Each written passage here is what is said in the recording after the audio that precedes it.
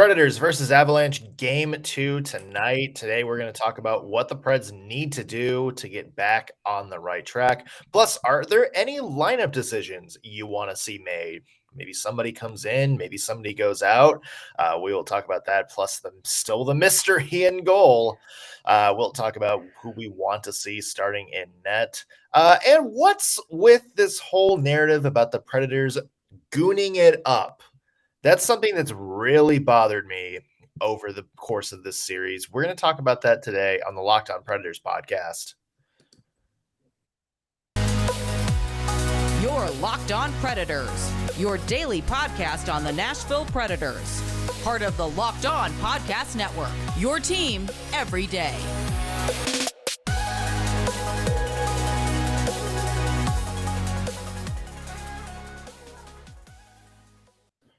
Thank you for making Locked On Predators your first listen of the day. I'm Nick Morgan. I'm a writer and editor at ontheforecheck.com, and I have a partner in crime.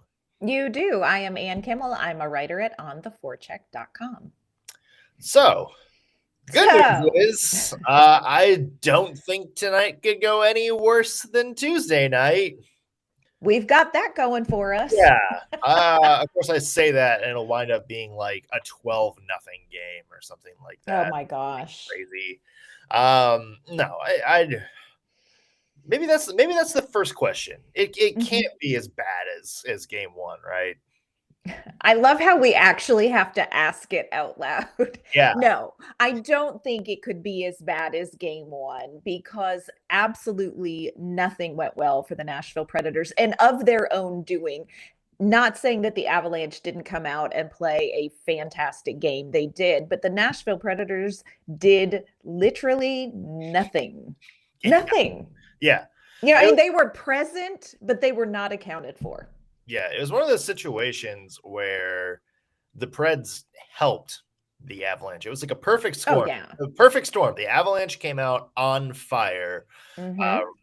By all accounts from our Avalanche people, the kind of the best all-around hockey they've played, and then we compounded that with the worst all-around hockey the Preds have played in quite some time. So it seemed like a perfect storm there. Yeah, I mean, if the Predators come out with the same effort in game 2 as they had in game 1, they have bigger problems than whether or not they're going to win this particular playoff series. Yeah, I would agree. That was an embarrassment. Like it was. Oh gosh, it was a complete embarrassment, and really interested to see how the Predators recover from this one. Because if they can't get up for this game, then whoops. There's nothing there. Well, and I think what is so startling about how poorly the game 1 went and how much Nashville as a franchise needs game 2 to be different is that I think if it's not different than game 1, there are going to be repercussions rumbling through the franchise if the Predators perform as poorly as they did in game 1. And I'm talking potentially big repercussions for the franchise. So Nashville has to come out. And I mean, just the odds are that we're going to come out better, right? I mean, like just right. I mean, again, I come back to, can we play any worse? Let's not throw it out there, but this has to be a different kind of game for Nashville. It simply has to be a different game. I'm not saying the Predators are going to come out and smoke the Avalanche 6-0, 6-2. I don't necessarily think we're going to flip-flop this story that way, but we've got to do something. Yeah, I agree. And I think it's one of those situations where I think my dog wants to chime in. I think it's one of those situations where the Predators, this is kind of your message to the world, so to speak, game 2, especially the start of game 2. Yes. Everybody's laughing at you. You were the laughing stock of the playoffs going in. And now you're definitely the laughing stock after game 1. So The world is on you. Like everybody who already thought this is going to be a sweep by Colorado, they have doubled down. They have doubled down. So if you're the Predators, what are you going to do now that everybody's eyes are on you and everybody expects this to be a quick series? Yeah. Like, what is that response going to be? And I need to see it from the team, but I need to see it from a lot of individuals too. Because, we talked about this a lot. There's a lot of individuals who have been here before Mhm. and who have had a history of being key guys in the playoffs that did not show up for this game. Yes. I mean, that list of who didn't show up for this game, for game 1 is very long, and it's not just like you said, it is not just the young guys who, haven't had a ton of playoff experience. We've talked in Nashville about playoff Ryan Johansson. I mean, he's a whole next level oftentimes in the playoffs where you look at him and you're like, "Where have you been all season?" He's had a great season. I am ready for playoff Ryan Johansson to show up tonight. Can't wait. Would love to see it. Yeah, and there's a lot of people too, Mikael Granlund. We Mhm. talked about him, towards the end of the season was maybe the hottest Predators player Mhm. over the last couple of weeks of the season, and he was very quiet. We talk about Yes. him having such a good two-way game, and we didn't really see that in game 1. That's somebody who would need to step up. We talked about Matthias Ekholm already. Such a disappointing all-around performance from him. Mhm. And you know what? Even, guys like Matt Duchene, he had the 2 goals. He sort of threw it in the face of the Colorado Avalanche crowd. That was great. It was Um, amazing. but he had some lapses too. Roman Josi, Mhm. here's the thing, you're going against the guy that all of, the microstats people, all of the people who like to sound cool online, have him off their Norris ballot for some reason, in favor of a guy you're going against in this series. And Yossi didn't really come out and perform. No. I mean, Yossi had a pretty bad defensive game. He was getting beat left and right, down the wing off the rush. So, there's definitely a lot of players who need to step up. Yes, and, defensively, we've got to have a much better performance, and not just from the defensemen, although that's a whole segment in and of itself if Yeah. we really wanted to break it all down, but, And we don't. players and we don't. Yeah, we Nobody, would rather be doing anything else right now. Yeah. Nick is out of rum, people. Yeah. Like, Uh, you know There's going to have to be a OH liquor run Yes. here before tonight's game. It is Cinco Yeah. de Mayo, so maybe There you go. I'll show up tomorrow with like remnants of a margarita. I would love that. That would be great. I think, hopefully we won't need that. But players like Tanner Jeannot, players like Yakov Trenin, who are foundational players, they are identity players. They are put in big moments to reset things for this team.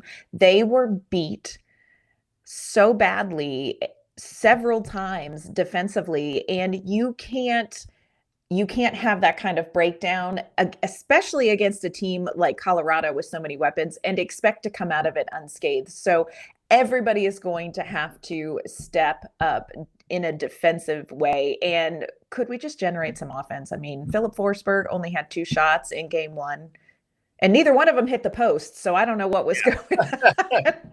So, let's go, guys. Let's go.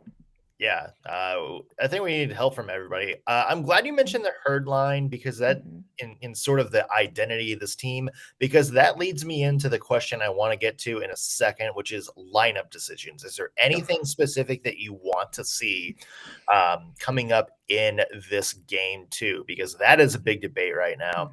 So want to get to that in a second, but first want to mention today's show brought to you by our friends at Athletic Greens. They have a product called AG1. I use it pretty much every single day as long as I have some in store. I was very, very skeptical of AG1. I've talked about this a bunch. It's a green powder. I was very skeptical of the taste, of the texture, all pretty much, anything having to do with a green powder. They sent me a free case about a month ago. I started taking it just to see what it was like. And my biases proved to be wrong because this is delicious. It tastes great, which it doesn't look like it should, but it tastes delicious. And I noticed after I started taking it, I have more mental focus, more clarity. I'm not having to rush into bed at 3 o'clock to have a midday nap to recharge for hockey shenanigans at night. Yeah, it's AG1 has definitely made my days go a lot smoother. So a lot of you may be asking, what is this stuff? With one delicious scoop of AG1, you're absorbing 75 high-quality vitamins, minerals, whole food source superfoods, probiotics, and adaptogens to help you start your day right. A special blend of ingredients supports your gut health, your nervous system, your immune system, your recovery, focus, aging, pretty much everything. A lot of people complain about the price, but break it down. It's less than $3 a day. Yeah, that's cheaper than going to Starbucks every single day for your morning coffee habit. And you're investing in yourself. It's cheaper than getting all the different supplements, different pills, different powders, all of that. Nope. You are investing in an all-in-one nutritional insurance for you and your body. So right now it's time to reclaim your health and arm your immune system with convenient daily nutrition. Again, it's just one scoop, a cup of water every day, and that's it. That has you backed up. That does, you don't need a million different pills and supplements. You just need one scoop of AG1 and a cold cup of water. To make it easy, Athletic Greens is going to give you a free 1-year supply of immune boosting vitamin D and 5 free travel packs with your first purchase. All you have to do is visit athleticgreens.com/NHL network. Again, athleticgreens.com/NHL network to take ownership over your health and pick up the ultimate daily nutritional insurance. So, Anne, one thing I want to see lineup-wise tonight, I would really love to see the return of Eeli Tolvanen. Oh, yes, And 100%. And here's the thing: when we found out Tolvanen was going to be scratched, a lot of people went back to the Luke Kunin versus Eeli Tolvanen debate. You and I have had that several times. But to me, the more telling thing was that Tolvanen was scratched in favor of Matthew Olivier. Now, I love Matthew Olivier. He's Sure. one of the most fun Preds. Before Tanner Jeannot was even called up, Olivier was the original OG winger on the herd line. Right. He was the granddaddy of the herd line. So he knows how to play his role. It's just the thing, it didn't work. No. I completely understand why John Hines brought him into the lineup. I understand the reason for it. You want somebody to play that physical brand of hockey in that bottom six, and maybe Tolvanen or Kunin don't necessarily provide you with that in your bottom role. So I from that end, I totally understand. But watching the game, it's just it didn't work. No. It didn't work. It didn't work at all. Yeah, he was physical. Yeah, he stirred the pot, but he didn't have any impact on the actual game itself, I feel like, other than just kind of being an annoyance for the other team. So for me, the thing with Tolvanen, he's not had a great season. We know that, at least offensively. But he does have a little bit of an offensive spark. We know, we have seen it. It hasn't been there this season, but we've seen it. We know it's there. We know it's there, but it's also, I think, defensively, he's really, really sound. And I would love to see them maybe just rip the Band-Aid off and give him a chance tonight. I agree with that 100%. And I kind of questioned the Matthew Olivier and in for Tolvanen thing as well. And I'm with you. Matthew Olivier is really fun to watch, but he is in a lot of ways a one-dimensional player. You know exactly what he's in the lineup for, and you're not going to get a ton more out of him. He's not going to surprise you with his offensive output. He's just not going to do that. And if you look at Eeli Tolvanen over this season and you look at things like hits, he's one of the top players on the Nashville Predators team in hits. So this is somebody who does play to the identity. He does play a physical game. He is very smart defensively and offensively. And, yeah, he has not, I mean, he really has struggled offensively, but at least you stand a chance. Like, there is potential with Tolvanen. Worst case scenario, he's somebody you can throw into the power play unit, and it is of a benefit to you.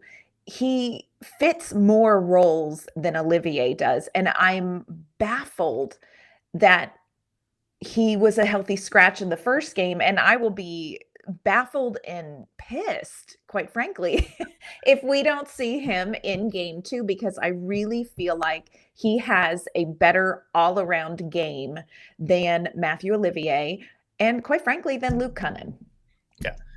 If Tolvanen is not in the lineup tonight, I think that basically signals what's going to happen this offseason. Yeah. With Eeli Tolvanen, because you've seen it kind of down the stretch. This is almost like, remember when Victor Arvidsson just kind of disappeared into the background at the end of last year, and it was just like, Hines, he just wasn't a fit in Hines' system. And you're kind of seeing that a little bit with Eeli Tolvanen. He, for whatever reason, just doesn't fit into what John Hines wants to do, which is very weird. Because he seems to have the tools to be able to do what Hines wants to do. Yes. It's just for whatever reason, he's not getting the chance to do it every day. Yeah, I feel like that. I feel like, it's with Victor Arvidsson last year, I feel like it was a very easy thing to look at his style of play and his game and say, yeah, that doesn't necessarily jive with the direction that Hines is taking this team. But when you look at Eeli Tolvanen and his skill set, I don't see that. And so it makes me wonder, is there something else going on behind the scenes? Is there some sort of strife? Is there some sort of in some sort of a mental game capacity, or not clicking? Because I can't figure out a narrative where it's Eeli Tolvanen's game that is keeping him out of the lineup, like it was, like we said with Victor Arvidsson. That was a pretty obvious one. I really feel like this is a mystery to me, and I think there's more to it. Yeah. On the other end of the spectrum, another lineup change I would want to see that's not necessarily a lineup change. It's just, I guess, a shuffle. I would like to see Philip Tomasino used a little bit more, a little bit in a bigger role. We've talked about this throughout the season. Philip Tomasino, they've kind of kept the training wheels on him this year.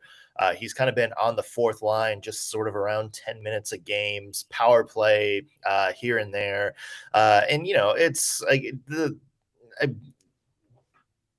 it's because of his size. It's because he's not up to speed on defense yet, because he's only 20 years old, and all that makes sense. But I think down the stretch of the season, you've seen Tomasino get better and better pretty much every single week. And, certainly if you're looking at his, development graph this year, it's definitely not a straight line. There's definitely some ups and downs, but it's kept going up. And it's he's trending in the right way. Yeah, it's way up here when he was down here earlier. And I personally thought he was one of the Preds' better players in game 1. So I would like to see him maybe utilize a little bit more. I'm not saying he has to be like your first line guy or anything, but maybe like give him 15, 16 minutes tonight. You don't have to have him on the penalty kill or anything like that. You don't have to start him in the defensive zone. I would love to see him with Mikael Granlund, if the Predators decide to maybe shuffle up those top two lines, because I think Granlund, as sort of that two-way center, is somebody that can, I think, really lead by example when Tomasino's out there, maybe help him with some of his defensive shortcomings, and also just kind of be a general eraser for him a little bit.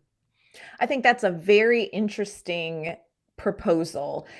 In my mind, I would keep him with, or I would put him with Ryan Johansson, but I do like the idea of Granlund, because I do think Granlund kind of can cover a multitude of sins, or just one or two if that's what Tomasino, has a lapse or whatever. But I agree with you. I feel like Tomasino had a game that looked the most like his typical game compared to all of the other guys on the roster in game one. Now, he didn't light the world on fire, but it looked the most like his game. And I feel like for being this young player who this is his first big NHL playoff experience, which is something we've heard from the coaches and all that, I feel like he really appeared cool in the game. Like, I don't feel like he had stars in his eyes and was hesitant like maybe some of the veterans were. So I agree with you. I'd like to see a little bit more of Phil Tomasino. The other person I would love to see tonight,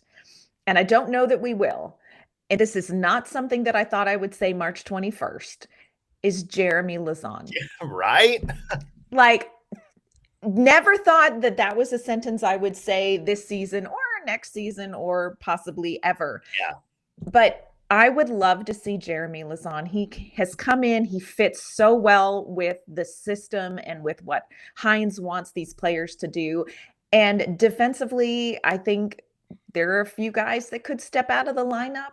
You know, I would take Benning out and put Lauzon in. That's just me. But again, he is listed as what is he listed as?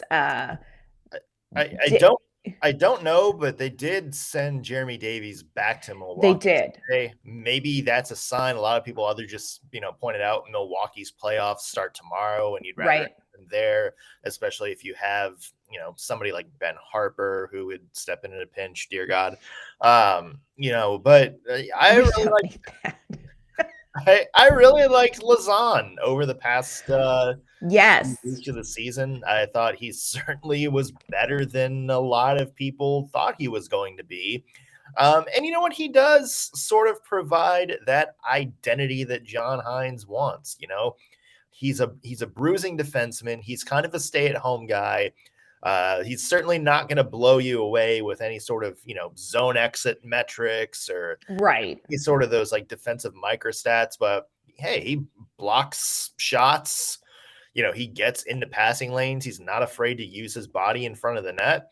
And there is value in that. Look at the Tampa Bay Lightning. Everybody talks about the Lightning kind of being like an analytical, best defense is a good offense kind of philosophy team.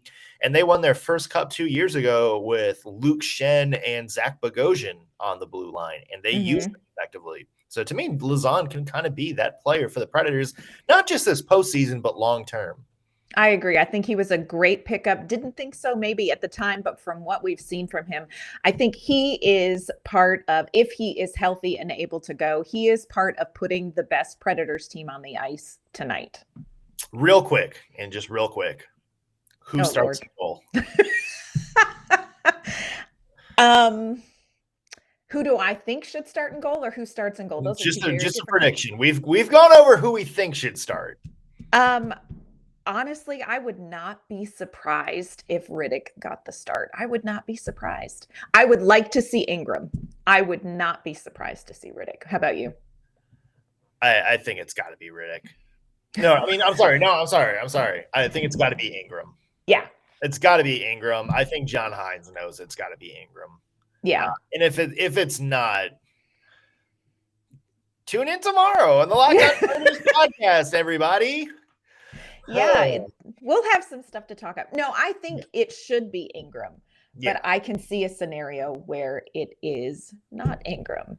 So one other thing that's been going around the internet lately is this sort of narrative comments from not just Avs fans, but national writers that the Predators are, quote, gooning it up. Talk about that. Plus, hey, a look at some of the other playoff series going around the NHL, because, hey, it's not just the Predators, people. That's right. First, we want to talk to you about our friends at Bet Online. BetOnline.net is your number one source for all your betting stats and sports information. You can find all the latest sports developments, league reviews, and news, including this year's basketball playoffs, Major League Baseball, and this weekend's Run to the Roses as the Kentucky Derby is back. Get your fancy hats out. BetOnline is your continued source for all your sports wagering information, from live betting to playoffs, esports, and more. Head to the website today or use your mobile device to learn more about the trends and action. Bet Online, where the game starts. So here's sort of the narrative, and if you're watching this, you might have watched yesterday's episode, and you might want to read through some of the YouTube comments, and you'll see where we're getting this from. Mm-hmm. The narrative that the Predators are quote unquote gooning it up. This whole thing started when Jack Hahn, again, smart, tactical hockey person, puts out a great newsletter, absolutely dumb tweet on a multitude of levels that said, first off, the Preds' only chance of winning the series is gooning it up, and then basically suggested that as a sort of a preventative measure that they would have the Avs go after somebody like Roman Josi or like Philip Forsberg or Matt Duchene or something. So in one sentence, you're blasting the Predators for gooing it up and then advocating for, taking out the Predators' best players. So that's what started. Yeah. We at the time, we didn't pay much attention to that. We had a comment. That was it. After game one, we've seen it from the Avs SB Nation site, which I don't know who pissed in their coffee, but they have been something this whole series. We've seen it from Avs fans, just saying, game one prove the Predators are gooning it up. Would you like to lead the commentary on this one, Anne? Sweet baby Jesus, I would. Yes. Okay. First of all, I hate that phrase that's dismissive of a style of hockey that is effective. The Predators do play a physical game. And what we hear, the argument for this theory is that the Predators are first in penalty minutes. That's a fact. We know that. We're first in penalty minutes. We're first in average penalty minutes per game. We have the top player, Mark Borowiecki. We have the number 3 player, Tanner Jeannot. And Luke Kunin is 14 in the league because he just can't help himself. He's in the top half of the league in something. So there is a stat for Luke Kunin.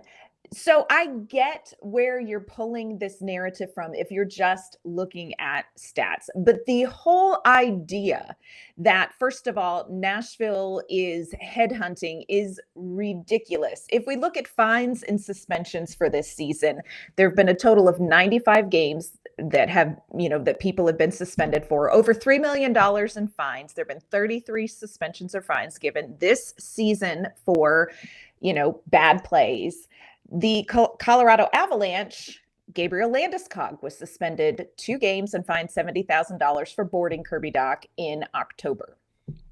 The Nashville Predators suspensions, 0. Yeah. So, and here's the thing. We have a ton of penalty minutes because there are scrums and, if you start it, we'll finish it. I mean, we will. And it's a physical brand of hockey that gets under the skin of competitors. And this is the result of it. But the idea that Nashville has gotten to where they are because they goon it up is bullshit. You have 2 players with 40-plus goals, first time ever in franchise history. You have Roman Josi blasting franchise records and, by the way, climbing up NHL history records for his play. You have Juuse Saros having one of his great seasons. He was top 10 in save percentage. So to come out and say that the success of Nashville Predators is because they goon it up and they headhunt is ridiculous. Like, we're a physical hockey team. You are not gonna, we're not speed and suave. We know who we are.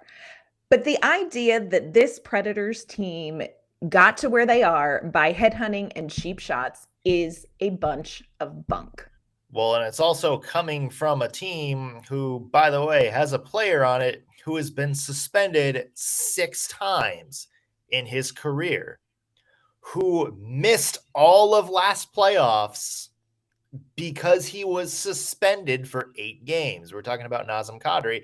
And it's funny when you go back and, Kadri gets called or is in the middle of everything, the Avs writers, complain about his reputation. They're like, oh, they're only doing this because, anything involving Nazem Kadri is so unfair. But you're talking about the reputation of the Preds for gooning it up. while you're trying to defend the reputation of a guy that's gooned it up. And like you said, Landeskog suspended earlier this season for a disgusting hit. And you know what? That's the thing that bothers me. And I will try to bring this back to a centered place. Might need more Captain Morgan. Who knows? Mm-hmm. I will try to bring this back into place by saying this. I think the thing that bothers me the most about this narrative is that when it happens to the Preds or literally any other team, it's just a hockey play. You know, when Evgeny Malkin hit Mark Borowiecki in the face and got suspended for that, the comment from a lot of people, not just Penguins fans, was I see that happen all the time. When Milan Lucic took a cheap shot, that was an absolute cheap shot. 100%. The puck was gone. Duchene's back was to Lucic against the boards, and Lucic boarded him. There wasn't any talk about, the Flames are gooning it up. The talk was, what was it? We saw it on like TSN. It was like, wow, what's your one word to describe this big hit? Or like, ooh, Duchene seeing stars after that. No, you talked about it like, wow, it was like some amazing play. That was a cheap shot. Right. You go all the way back. Robert Bortuzzo, how many times have we heard the narrative around that, even though Bortuzzo got suspended, was, I didn't see it was a big deal. It was just a battle in front of the net. It happens to everybody. Go back to Sidney Crosby, Stanley Cup Finals, 2017. Take it home. PK Subban's head into the ice. CBS posts that video with a clip of funny moment. Like, they use the word funny moment in the clip.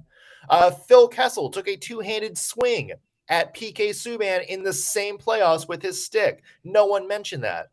The narrative about the Nashville Predators being a goonish team is only happening when the Nashville Predators be physical to another team. When somebody actually does take a cheap shot, whenever anybody does take liberties with the Nashville Predators, it is for some reason just a normal hockey play. And that to me is the biggest thing. If you're going to say goon it up, then let's go back and look at everything that you have done. Yes. Or we can just call it as it is. This is going to be a physical series. We have people who like to throw the body, who like to make hits. And yeah, they lead the NHL in fights. Don't start what you can't finish. Yeah, don't. You know what? There's a message to you. And my favorite thing is like everybody's like, oh, you've done it now. You've unleashed Curtis McDermott. Curtis McDermott sucks. Oh my gosh. And yeah. I also look at it like, yeah, he's lost like 50% of the fights he's been in. I don't think Tanner Jeannot is afraid of Curtis McDermott. Tanner Jeannot's not afraid of anything. Yeah. Like, let's just be real. Like, Yakov Trenin was the guy that took down Zdeno Chara twice. The Preds aren't scared of Curtis McDermott. Yeah. Well, and here's the other thing that I just want to say for the people who have not watched the Nashville Predators this season and then say, oh, they're gooning it up because look at these penalty minutes. Y'all, we suck at stupid things like tripping.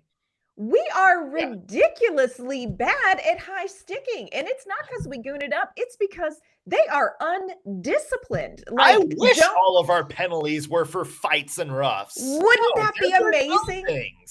We are this team. God bless the Nashville Predators. They do dumb things. You want to talk about why we have so many penalties? Because they're dumb sometimes. Yeah. Stop with that narrative. We wish the Predators gooned it up compared to the stuff that actually happens that gets us these penalties. Yeah.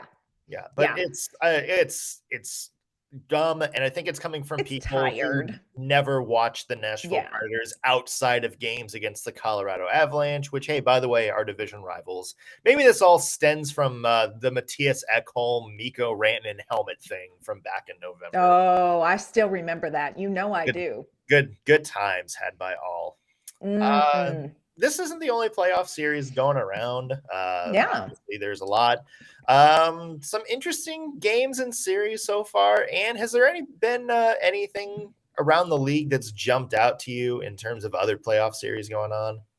Well, I loved game 2 only because the Nashville Predators weren't involved in this, between the Bruins and the Hurricanes. Like, oh my goodness. It was so chippy. You lost Ranta after a collision with Pasternak. That was a whole thing. And then Rod Brindamore after the game kind of pot stirred, as he is wont to do, by saying, That doesn't sound like Rod Brindamore. I know. He stepped outside of himself, and when asked whether he thought it was intentional, said, "What do you think? It can't get more obvious." Pot stir, love it. Svechnikov took out Lindholm on a board hit, and so that was a brouhaha. And then my favorite hockey moment of the night was, last night in all these games that went on, was when the third string goalie for Carolina came in and just took on Brad Marchand. Like, he was taking none of Marchand's shit. And I am here for people who do not take his poop. So 100% like whacked at him, did get a penalty for, a slash, but again, don't start what you can't finish there, Marchand. Yeah. So it was chippy, so chippy. Everybody's kind of predicting, we've seen like Colorado, Calgary, Florida, even Toronto has been mentioned as kind of cup favorites. People seem to be really sleeping on the Carolina Hurricanes. Yes. And they have proved it, over these first 2 games against the Bruins, who the Bruins are no slouches. I mean, look, they had their third string goalie in who, in his credit, has played really well since Freddie Anderson went out with an injury. It's not like putting an e-bug out there. Right. But, you lose your top 2 goalies and you still look absolutely unbeatable. Like, they have such a solid offense. Their defense has really stymied the Bruins this series. So to me, Carolina really has the makings of a team that I think could win the Stanley Cup. Also, just for fun, like just as a fun series, St. Louis versus Minnesota, something else. I mean, what do you talk about? Sort of a identity hockey going at it, and that's the Blues versus Minnesota. And let me tell you what, if Colorado winds up winning this series, it's going to be a crazy round 2. If you think the Preds playing physical equates to us gooning it up, wait till you go against the St. Louis Blues. Because that is a team that will break you in half and then gloat to your mom about it. Oh gosh, they really will. You're not wrong. Like, they will. And that matchup, those 2 teams together, is just a powder keg. I am loving that series. In my mind, though, I just keep thinking, instead of the Minnesota Wild, I like to think of them as like the Nashville Predators 2.0, because they steal our people and then our people flourish. Yeah. Hey, what was the thing for Preds fans is we didn't want to become the Minnesota Wild. Like, that was their big thing, was urging a rebuild. Hey, look at us now. All you need is one Karl Kaprizov. Just find one Karl Kaprizov and you're good. Yep. Interesting tonight. How many overtimes do you think the Penguins and Rangers go to this time around? They are going to be gassed. And is Louis Domingue going to have more spicy pork and broccoli? Oh gosh, I can't even talk about that. I'm just, for real. Did you get heartburn just like thinking about how he had to like go on the ice and play a triple overtime hockey game after eating Chinese food? I just can't. First of all, I can't imagine eating anything spicy. It's just not my jam. But to do that and then go out and be in an NHL playoff game for 857 years with that in your gut, like, there's not enough Tums in the world. Crazy. Should be interesting. We'll talk about the Preds Avs recap tomorrow, but if anything wild happens in some of these other NHL games, we're also throughout the course of the playoffs. Doesn't matter how early or late the Predators get eliminated, we're still going to break down everything that happened in the NHL playoffs. So be sure you're tuning in, even if you're not a huge Predators or Avalanche fan, or if the teams get eliminated early, whatever. We're going to be here every day throughout the playoffs. Lots of shenanigans will be afoot, so be sure you're tuning in. But yeah, tomorrow, recap Preds Avs game 2. Hopefully the Captain Morgan bottle doesn't come out this time. And in the meantime, where can we see your stuff online? You can find my work at ontheforecheck.com, and you can find me on Twitter at ANK_Mama on Ice. You can find me at ontheforecheck.com as well. Be sure to follow the show on Twitter at LO_Predators. And if you're watching this on YouTube, be sure to like the video, share, subscribe, and leave a comment. That helps more people find this channel. And just let us know what you thought of the show. Leave a comment, give us a thumbs up, or if you hated something we said, or you think the Preds do goon it up, hey, keep chiming in. It helps the algorithm. Appreciate you. Joke's on you, buddy. That's going to do it for us today on the Locked On Predators podcast. Thank you for making us your first listen of the day. We'll see you tomorrow for some Game 2 recap.